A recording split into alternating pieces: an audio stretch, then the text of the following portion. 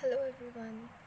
Uh, in this video, we will be doing about amenorrhea, secondary amenorrhea. Amenorrhea is basically of two types: primary and secondary. So we'll be dealing and learning about secondary amenorrhea.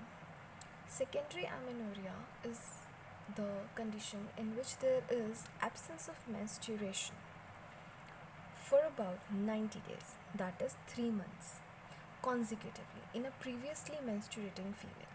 This condition has to be fulfilled. That is why it is secondary amenorrhea. That is, the menstruating female has come to you now. She has not experienced menses for about 3 months or 90 days. This is a condition when her previous menses were regular. If her earlier cycles were irregular, we will consider 6 months gap or 6 months absence of menses to be considered as secondary amenorrhea.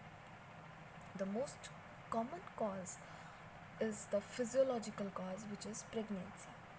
Among pathological, it is PCOS, which is polycystic ovarian syndrome. Now we will do ahead how to deal with the lady who has come to you as a case of secondary amenorrhea. Any lady who has come to you as a case of amenorrhea, our prime duty is to rule out pregnancy. Even in other cases like AUB also. Okay. So here we have to do a test and we have to rule out human gonadotropin hormone has to be we have to do tests to rule out pregnancy, like urine pregnancy tests can be done, and we have to consider that the lady is not pregnant. Then we have to, now we are sure that there is no pregnancy, we will move ahead and deal with secondary amenorrhea. In secondary amenorrhea, we have to deal with prime 3 hormones. First is the TSH, second is prolactin, third is FSH. First I'll discuss about the prolactin. Prolactin, like which condition of prolactin leads to no menstruation? That is, when the prolactin levels are high.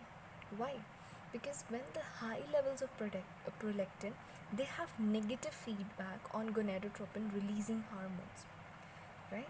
So gonadotropin releasing hormones, they will be decreased if there is high prolactin levels, and decreased gonadotropin releasing hormone will further lead to decrease in estrogen and estrogen release from the ovary, that is FSH LH levels will decrease.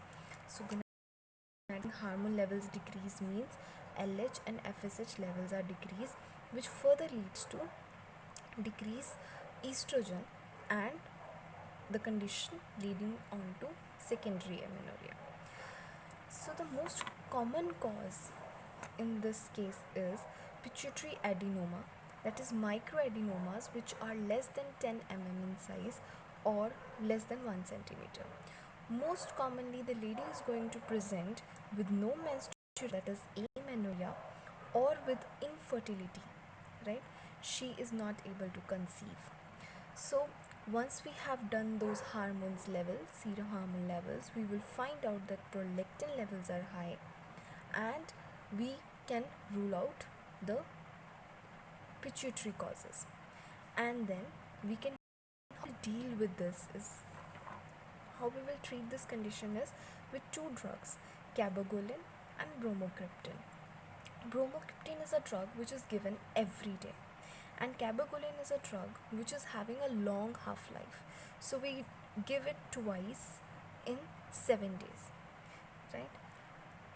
These both are dopamine agonists. Further,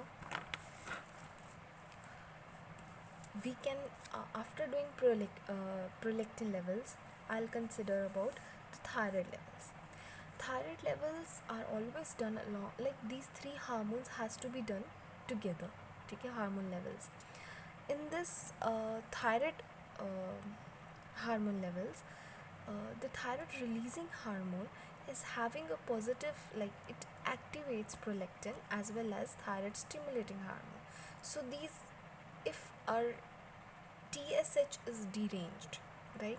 If TSH is deranged, that is low, it will lead to increase in thyroid releasing hormone, which will have a, like, because it will want to increase, right? So it will have a positive effect on this will increase, which can lead to increase in prolactin, and we have considered that hyperprolactinemia as a condition which can lead to secondary amenorrhea.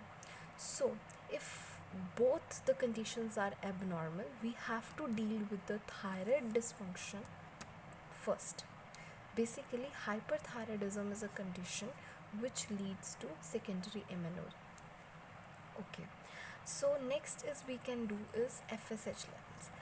FSH levels can come out to be raised or normal to low, like two conditions. A, they can be raised. B, they can be normal to low. Now if they are raised, like, okay, if FSH levels are raised, then we will consider that defect is at the level of ovary. But consider that because we know that FSH levels